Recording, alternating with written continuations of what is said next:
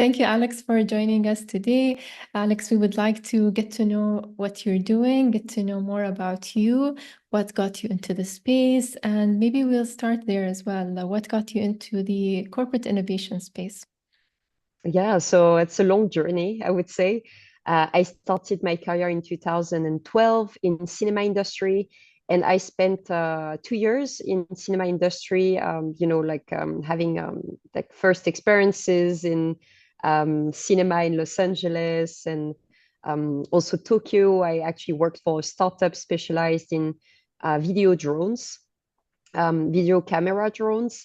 And they were the first back then to do this type of things. So I got very intrigued by this industry because it was definitely like being transformed, right? It was going through a big transformation and everything. Already 10 years ago, the streaming platforms were already appearing with Netflix and all of the TV channels trying to digitalize their content and so on. So I could see a shift, and being part of it and being very young, I I got more and more interested in the tech environment because I could see that cinema was going through a transformation through tech. And this is when I also, as a student, I realized that there's innovation challenges happening everywhere. A lot of big companies are organizing them. And Google was organizing this Google Bold Immersion program, which was basically for creative individuals who want to make an impact and learn more on new technologies and contribute, to Google's innovation.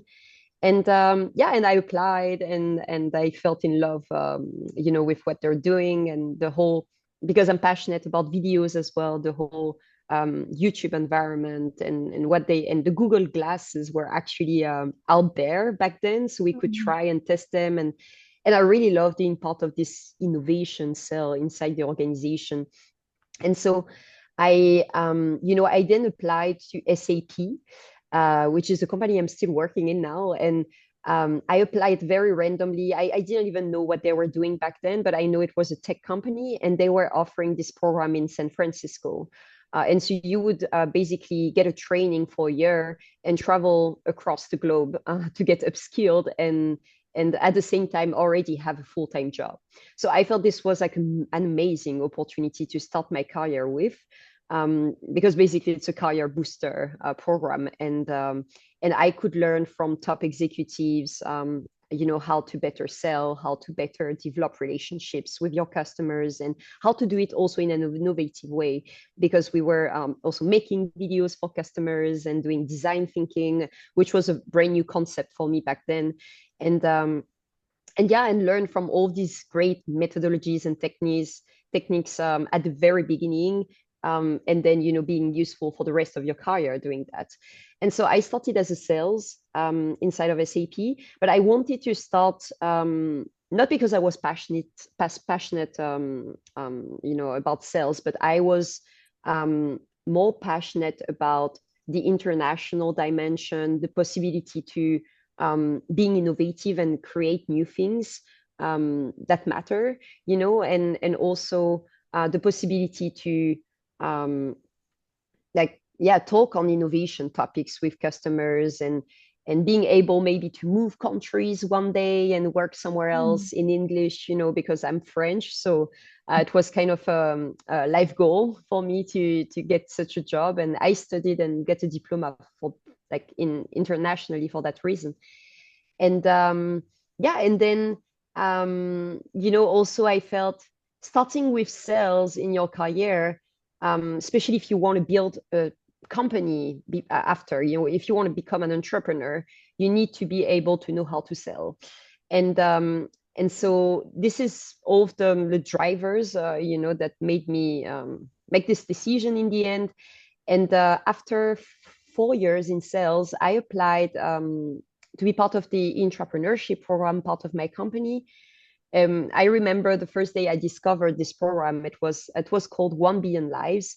And I got already attracted by the title, like, what does it mean? And basically, it's a program to impact 1 billion lives.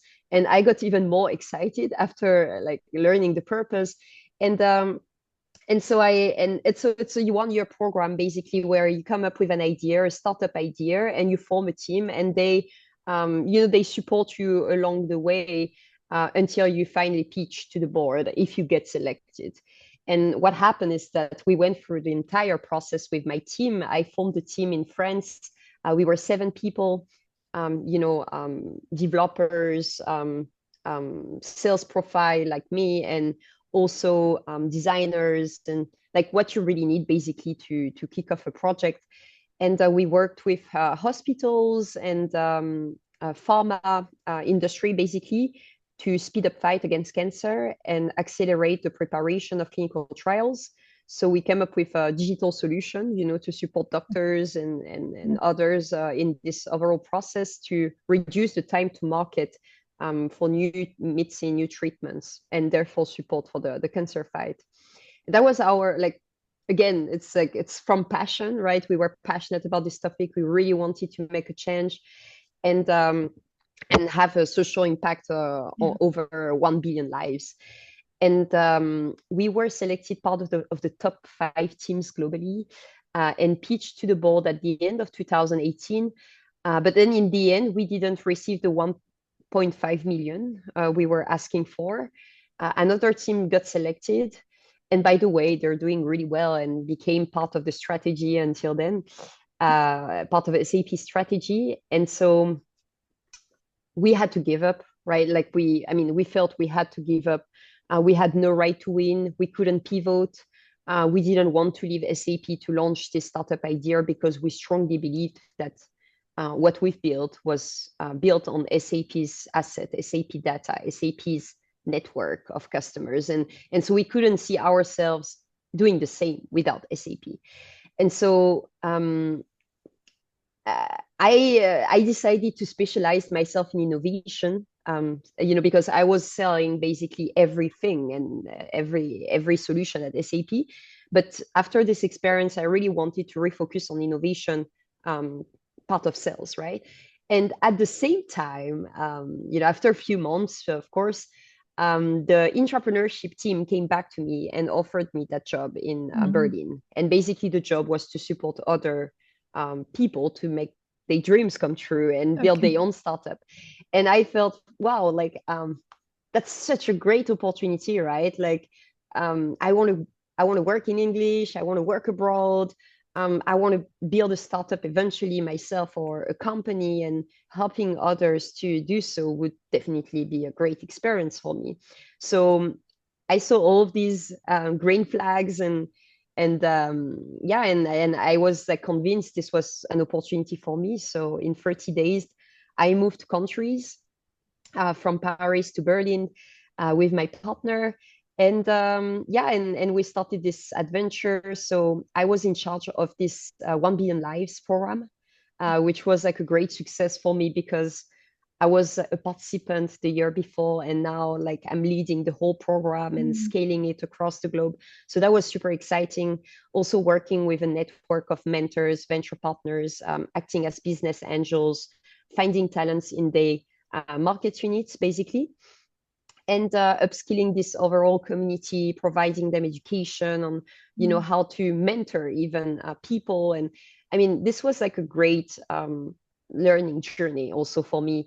And I was mentoring hundreds of teams along, like across, like because I spent about 3 years in the team, 5 years as a mentor, because after my own experience, I decided also to support others. So yeah, I spent about 5 years in this venture studio. And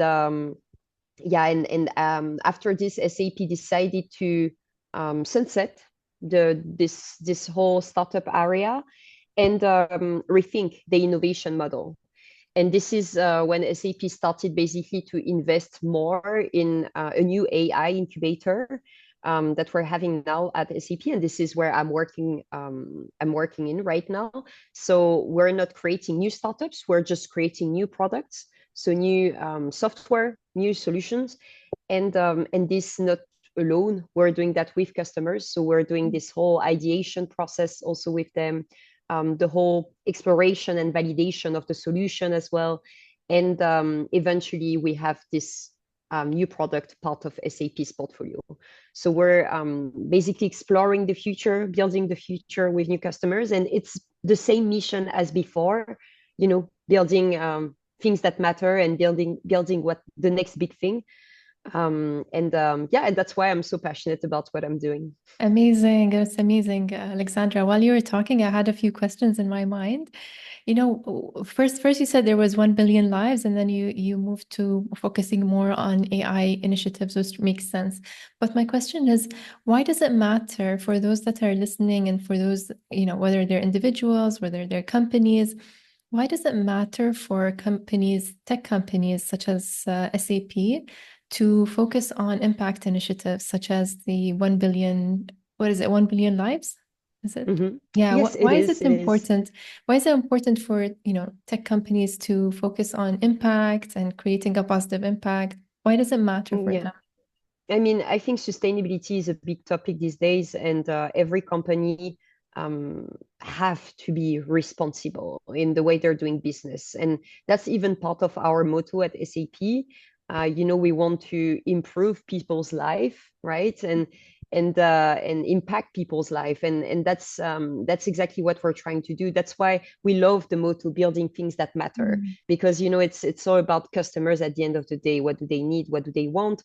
But also in a responsible way, right? Because we want to act responsible, and so therefore this past year, as part of the incubator, we were also focusing on the blockchain topic, for example, and also the future of business decisions, for example, and working on like the goal of being carbon neutral by 2030, 40, 50, and helping customers to make a plan by then.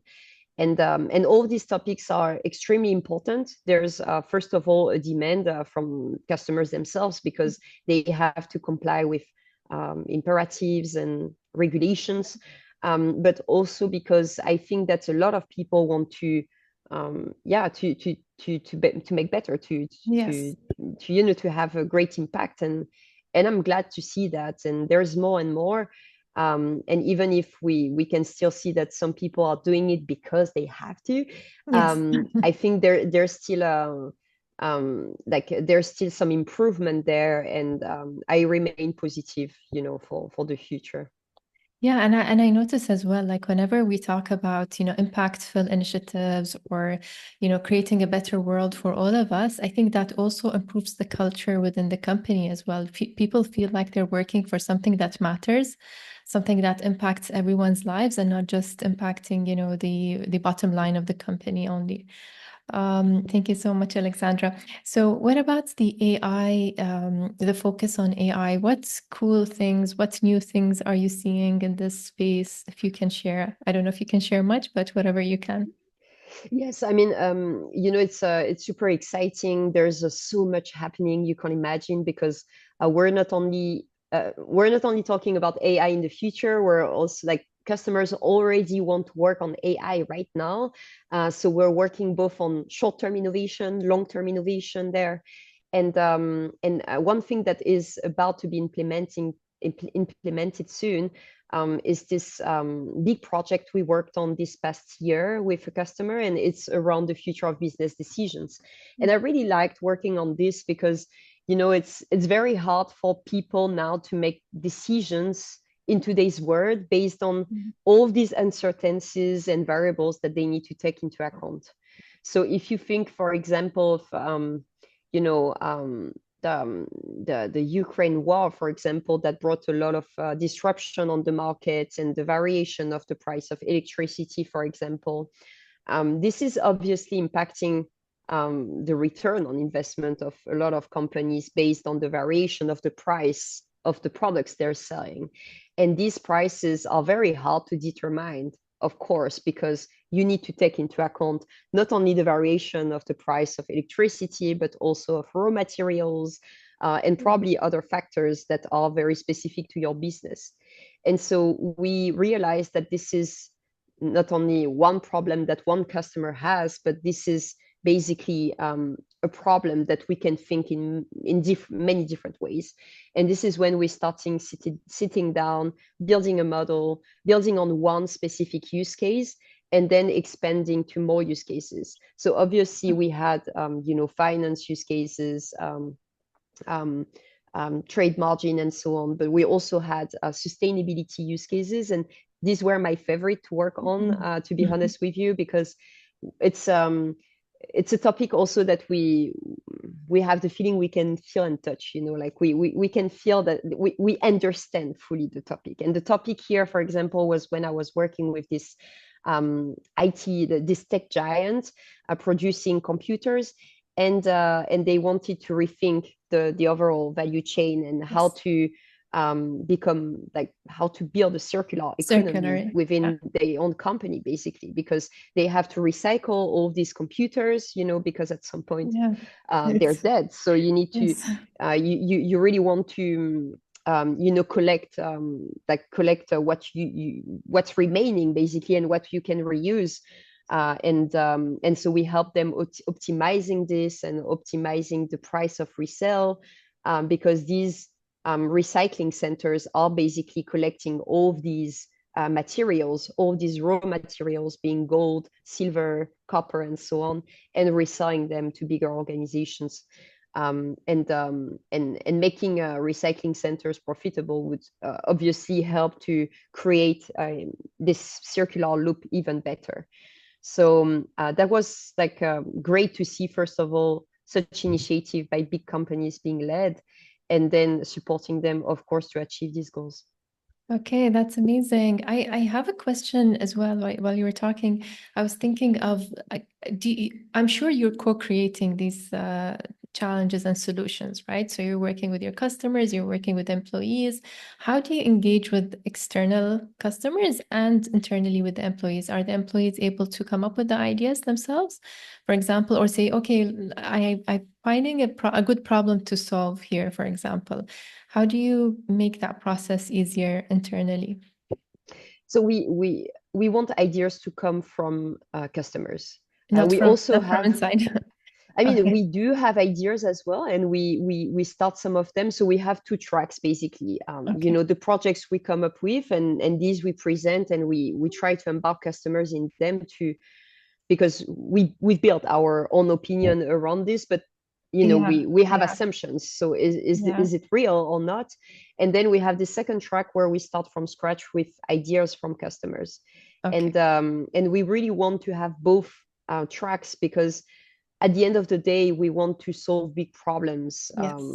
Yes. that customers have. And so we need to also be very open and listen to what customer really needs, because we're like, so much happens right now in the market, so we can't keep Yeah. the pace, obviously, Yeah. and we need to stay in touch, basically, with customers. And we try to work with top customers as well, so that they're industry leaders, and we give them this opportunity to be at the forefront of their own industry, which is such a cool argument, right? Like, you can be the Yeah. very first one to try and test this, and we design it according to your needs.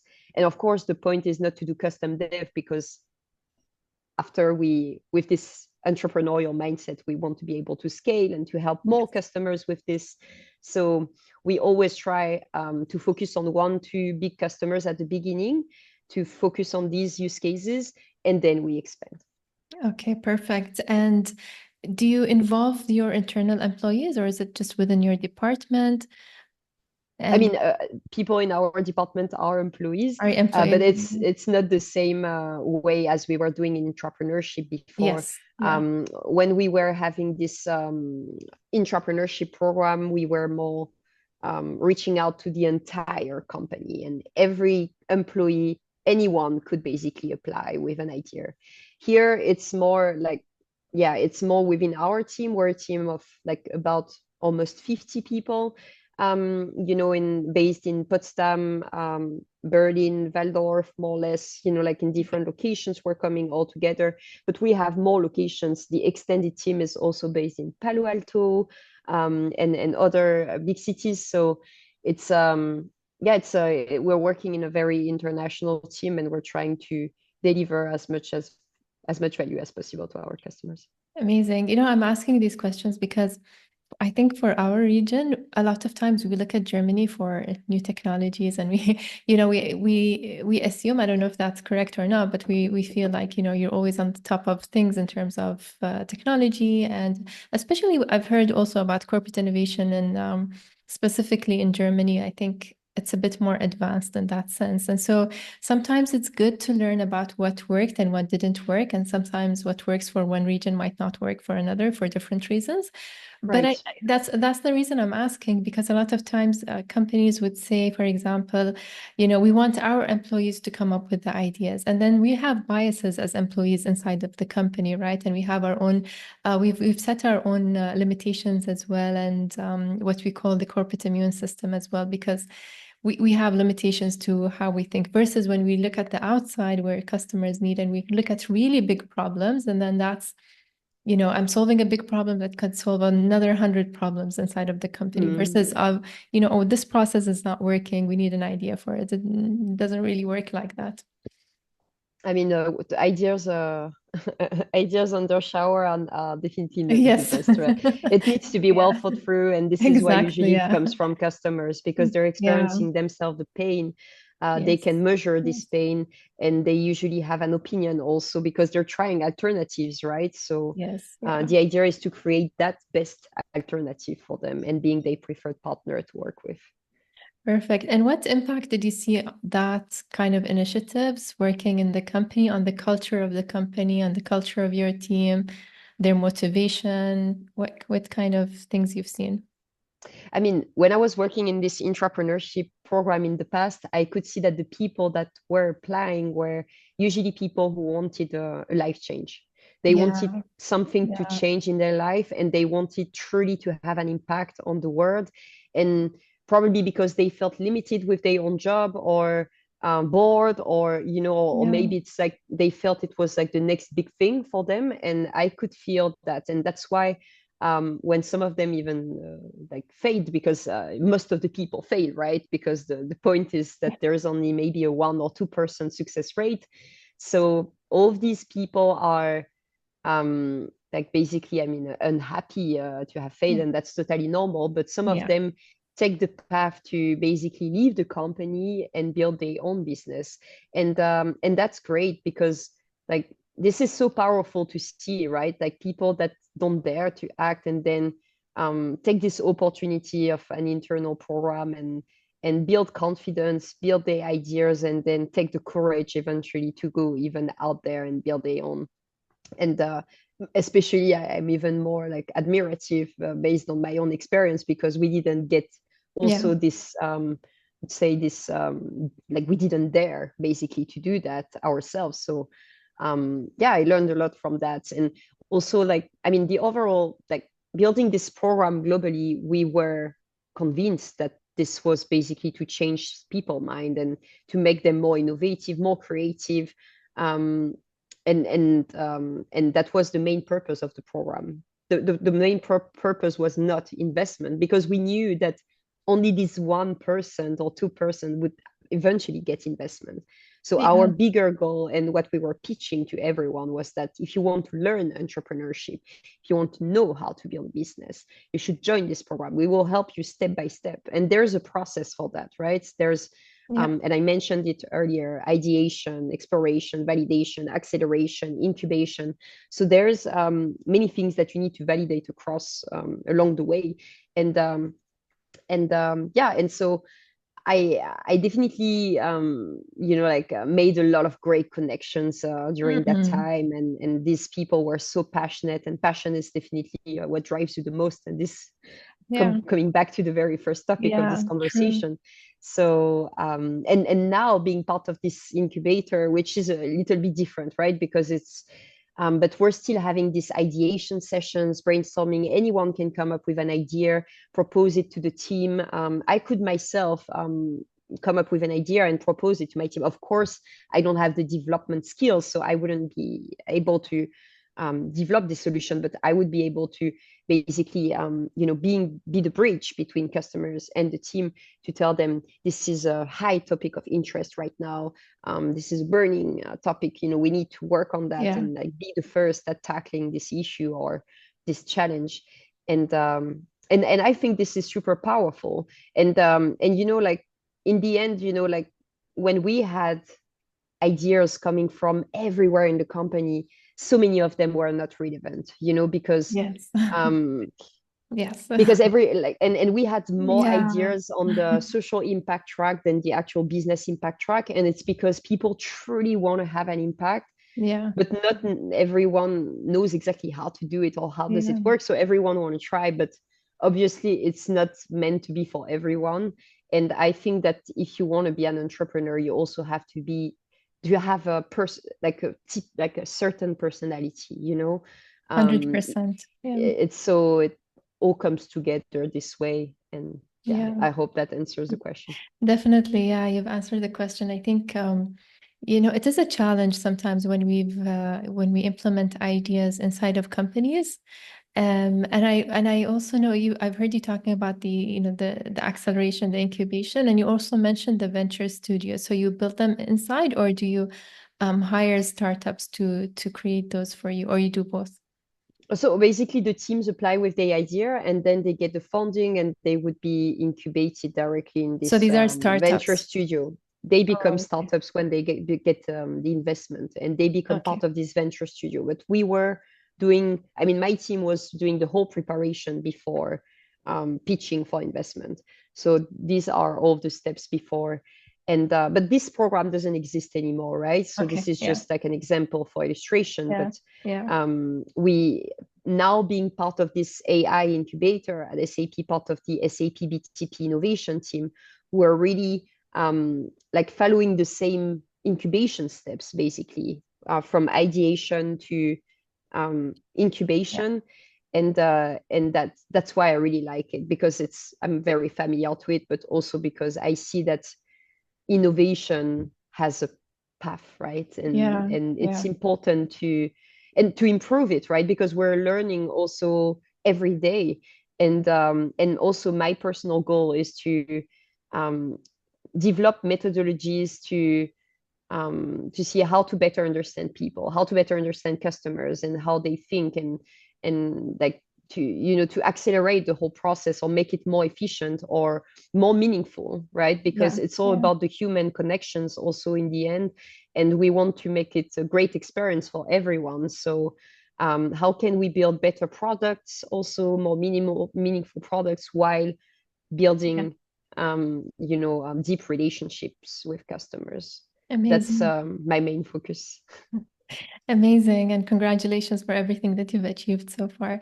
I wanted to ask you Thank you. about your other passion project. I don't know if you can talk about it. I think it's called Tech for Good, or Yes, it's a movie. So yeah, I you're was telling bringing you, back your cinematic experience to to that. Tell us about it. Yeah. yes, exactly. I mean, there's no AI in my movie, only No worries. with the generation of the Yeah. subtitles.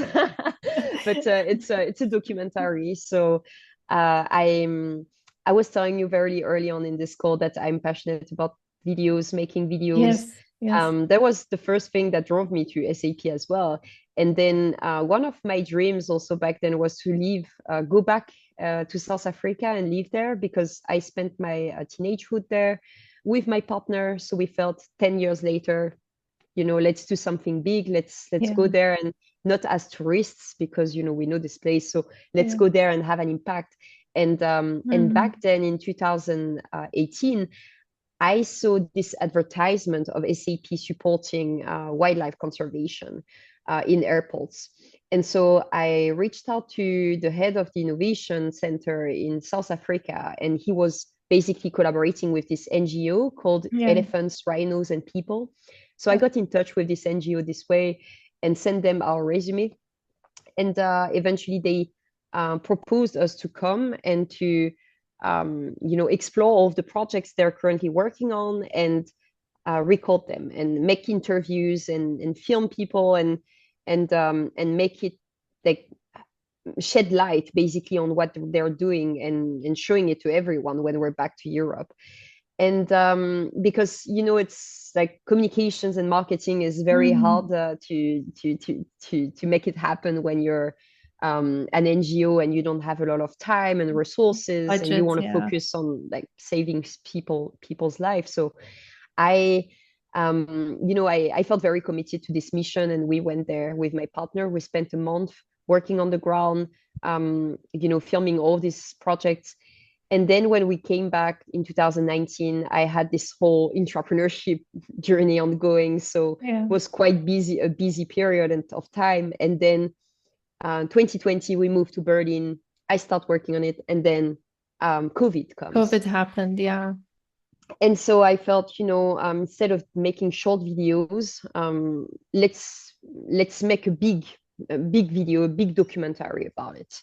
And because the documentary wasn't the intent at the very first step, but we felt that, if we want to make a fundraising, if we want to shed light on this project, it's probably better to have it as one and to make something big Big. and Yeah. impactful and that people can remember. And that's what we've done. And so we worked on this project for the past years, and now Wow. the movie is out since the beginning of this year. I'm Wow. promoting it everywhere, and I'm like, I mean, all the money that we're basically collecting is to go for the NGO. So we're selling this movie for like a symbolic price of 4.99 euro. So just like below 5 euros, so that people can understand that the purpose is basically to raise funds, and we're not asking too much. So please support with us. Sure. And we will definitely add the links as well to this to the YouTube channel and the other channels as well. So thank you so much, Alex. It's amazing talking to you. I think there's a lot that we share in common. I think there's a lot that we can talk about, and there's a lot that experience as well that you have. Multi-passionate as well. I can say that you have different passions and you're combining all of them together. So I don't want to take more of your time. Thank you so much. I think it's your lunch Thank you, break, Sarah. maybe. Thank you so much.